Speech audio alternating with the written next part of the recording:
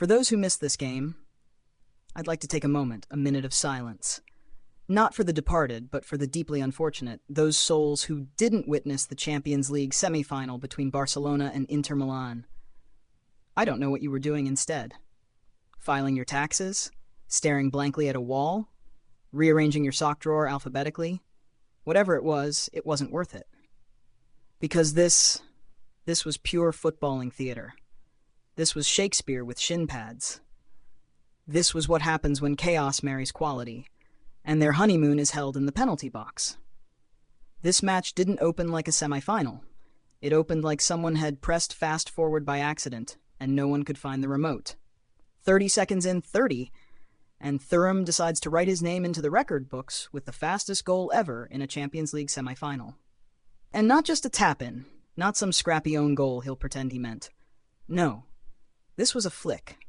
A delicious, calculated, ice-in-his-veins flick into the bottom corner, and just like that, Barcelona were a goal down before their fans had even finished unwrapping their stadium snacks.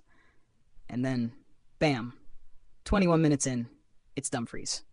Inter are 2 goals up, not just 2 goals, 2 beautiful goals. Dumfries with an acrobatic finish that made the home crowd's mouths hang open like cartoon characters watching a piano fall. At that point, Barcelona didn't need a team talk. They needed a defibrillator. You could feel the panic humming through the stadium like an electric current. But then, just when it looked like it might be another one of those doomed European nights, up stepped Lamine Yamal. 17 years old and dribbling like he was born with a ball in his cot. He ghosts past defenders like they're digital renderings, curls one past Sommer, and the game is alive again. Barely halfway through the first half, and you can already feel the shift. The pitch is tilting, the narrative's warping. Rafinha, meanwhile, decides he's not going to be outdone by the kid. He turns into the architect, putting it on a silver platter for Ferran Torres. Barcelona are level. 2-2. In less than 45 minutes, we've seen more plot twists than the last season of Game of Thrones, but with better execution. Let's be clear, this wasn't a match. This was a fever dream of football. You couldn't write this and get it past an editor. Too unrealistic. Too mad. But here it was. Real, screaming, sweating, roaring reality unfolding in real time. There's something almost disrespectful about trying to reduce this game to statistics. Expected goals? Barcelona had 1.39. Inter? 0.91. That's adorable. That's like saying the Titanic was a boat that encountered a weather-related obstacle. No, this was blood and thunder and brilliance and regret and redemption, all crammed into 93 minutes. 6 goals. Disallowed goals. Goals that bounced off goalkeepers' backs. Shots ricocheting off the woodwork. Players pulling up, collapsing, dragging themselves back into the fight. You don't review this kind of match. You relive it. You close your eyes and hear the roar when Yamal scored. You remember the way Dumfries soared. You taste the dry mouth of tension in the final minutes when the crowd knew one more goal would be the end for someone. And that's the beauty of it. We still don't know who this game belonged to. It was 3-3, but it wasn't a draw. Not really. It was a promise. A breathless, reckless promise that next week in San Siro, someone's heart will be broken and someone's legend will be born. Inter didn't just survive the storm. They were the storm. But Barcelona were the sun breaking through it.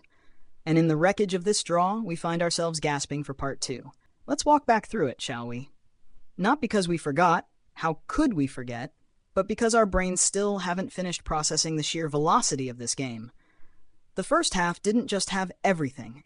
It had everything within the first 30 seconds. Inter kicked off like they had a dinner reservation in the 17th minute and needed to wrap things up early. The ball barely kissed the grass before Dumfries was whipping in a cross and Marcus Thuram did that. What was it even? A flick? A twist of the boot? A Michelangelo flourish sculpted into the air? It was the kind of finish you try once on a cold Thursday night in training, fall over, and never attempt again.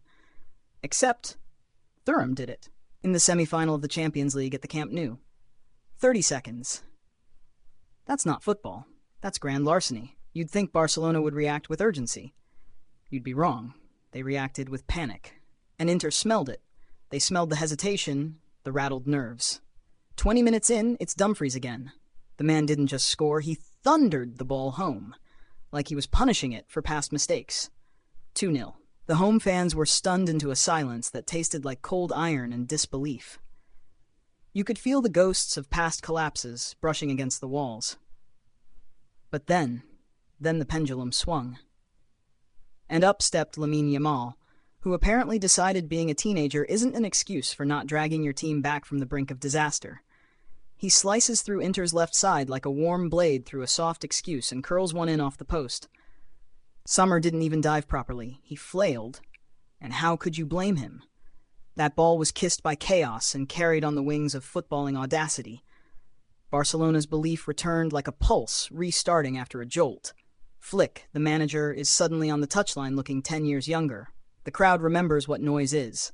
Then Rafinha, who had been lurking on the fringes like a storm cloud, decides it's his turn. His cross, floating elegance. His assist, poetry. Ferran Torres, the beneficiary, didn't have to think.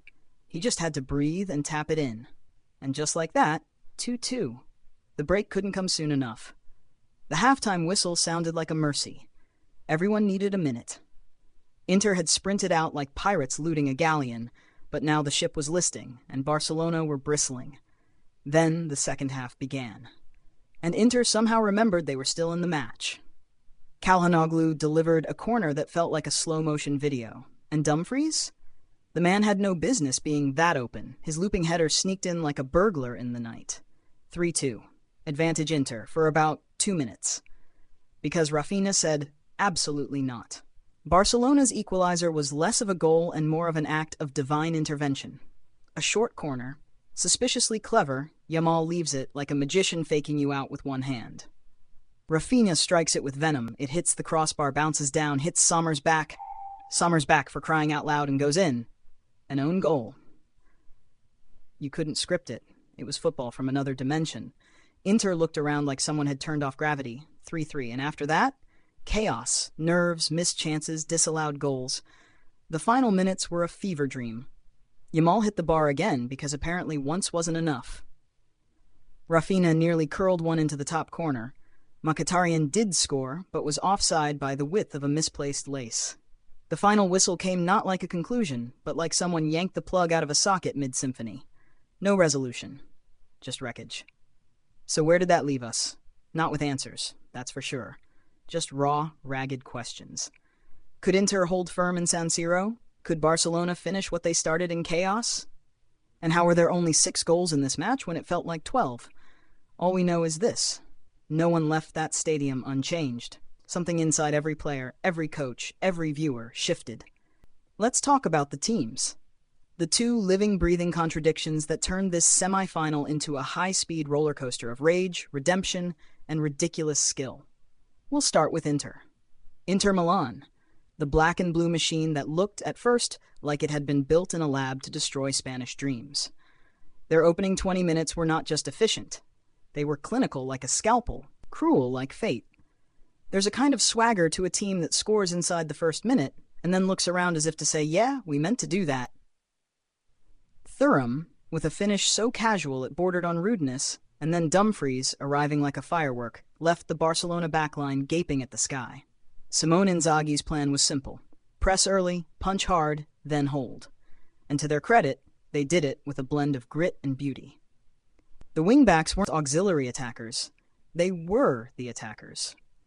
Dumfries wasn't just running up and down the flank, he was tearing holes in space-time. Barella and Calhanoglu, meanwhile, were somewhere between saboteurs and surgeons, disrupting, dictating, destroying. But then Barcelona remembered who they were. Now listen, Barcelona are flawed.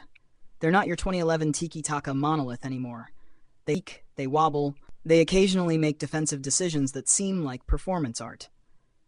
But my goodness, when they click, it's like jazz. The kind that doesn't care about your rules. Pedri, De Jong, and Olmo were like artists vandalizing a very expensive canvas. Yamal and Rafinha, chaos incarnate, dressed as wingers. You could feel the personality difference between these 2 clubs. Inter play like veterans with an axe to grind. They want to control the pace, force you into mistakes, punish you when your shirt's untucked.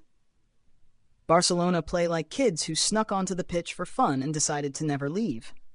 The fact that they clawed their way back from 2 goals down twice is testament to a squad that doesn't know how to quit, even when maybe it should. And yes, Inter will feel frustrated.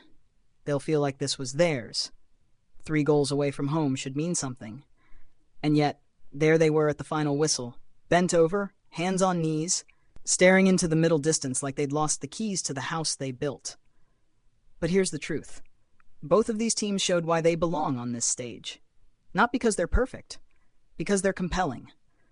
Inter's strength is in their discipline, their cold-blooded execution. Barcelona's is in their defiance, their refusal to die quietly.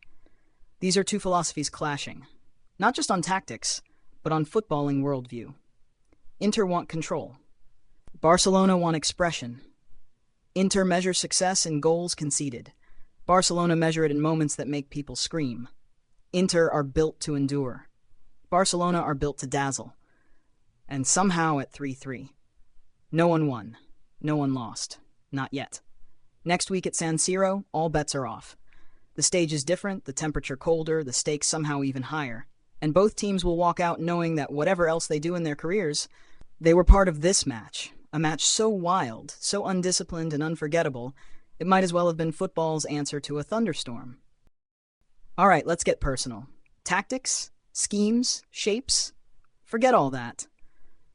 Let's talk about the people, the characters in this mad drama. Because if football is a story, then this match was packed with unforgettable performances.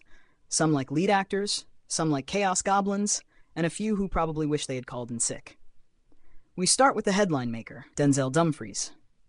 If you told me before kickoff that Dumfries would walk into the Camp Nou and leave with 2 goals and an assist, I'd assume you were reading bad fan fiction. But here we are. The man played like a fever dream version of a wingback. He didn't just occupy the flank, he terrorized it. His first goal? An acrobatic volley from 6 yards out that looked like he was trying to karate chop the air. His second? A header so slow, it defied physics. It just floated. And somehow landed exactly where Szczesny couldn't reach it. But Dumfries wasn't just scoring, he was causing everything. Every time he touched the ball, it felt like the match was about to combust. He played like he'd been possessed by the spirit of Cafu and fed a diet of fireworks and spite. It was glorious. Next to him? Marcus Thuram. Oh, Marcus. Scoring after 30 seconds with a flick that was so casual, it bordered on arrogant. But here's the thing. After that, he kind of ghosted. His cameo was legendary. His follow-up? Less so. That opener was like someone kicking down the door of a party and then just awkwardly standing in the corner nursing a flat soda. Still, that one moment. That one moment. Sometimes all you need is 30 seconds. Then there's Jan Sommer. Oh, Jan, you poor haunted soul. The Swiss keeper made 7 saves. 7. Some of them were outright heroic. The way he denied Rafinha late on, stretching every ligament in his body like a medieval rack victim. But he's going to go to sleep tonight thinking about one thing. The back of his own jersey. That own goal. That bouncing, cursed, Rafinha-driven meteor that clattered off the bar, hit him, and rolled in like the football gods were playing dice with his self-esteem. He didn't deserve that. But this game wasn't about what anyone deserved. On the Barcelona side, you already know. Lamine Yamal, 17 years old, a teenager. Not even eligible for adult prison in most countries. And yet here he was, slicing up professional defenders like it was recess, and he was the only kid who brought a ball. His goal? Ridiculous. The curl, the power, the precision. The only thing more disrespectful would have been doing it with his eyes closed. And then, he hit the bar. Again, he made Inter's backline look like mannequins. And he did it with the kind of joy that reminded everyone why they fell in love with football in the first place. Rafinha, listen. I don't know what vitamin cocktail he's on right now, but bottle it. Because the man was everywhere. Assisting, creating, shooting, haunting Sommer's dreams. His link-up play with Yamal was telepathic. His assist to Ferran was so good it should be hung in a museum. And his rocket shot that led to the own goal? Pure violence. He didn't score, but he shaped the entire match. And Ferran Torres? He did the job. A poacher's finish. No frills. No drama. Just in the right place at the right time, like someone who actually read the invitation before the party. In midfield, Pedri was pulling the strings like some tiny Spanish puppet master. 12 line-breaking passes, 11 in the final third. He was less a midfielder and more of a chess grandmaster disguised in shin guards. Every time Inter tried to breathe, he stepped on their throat. And when he went off, Inter exhaled like they'd been underwater. Even some of the unsung ones had moments. Pau Cubarsí, a literal child by football standards, made a sliding block that could have saved a goal and maybe a tie. Acerbi rose from a corner like a skyscraper to assist Dumfries' volley. Çalhanoğlu might have quietly had the best corner of the match, which is a weird sentence, but trust me, it mattered. And then there was the rest. The bruised, the baffled, the borderline invisible. Lautaro Martinez, for instance, limped through 45 minutes like a man trying to convince everyone he wasn't limping. Mkhitaryan had a goal ruled out, then disappeared like mist. DeMarco got roasted repeatedly, felt sorry for him. Bastoni tried very hard. But trying to stop Yamal is like trying to trap a tornado in a butterfly net. This wasn't a match with one standout performance. It was a match of many. Some loud, some quiet. Some magical, some tragic. But every player, every single one, was part of something bigger than themselves. That's the thing with matches like these. They don't ask permission, they don't wait for legends, they create them. And next week, they get to do it all again. This has been Across the Pitch. Over and out.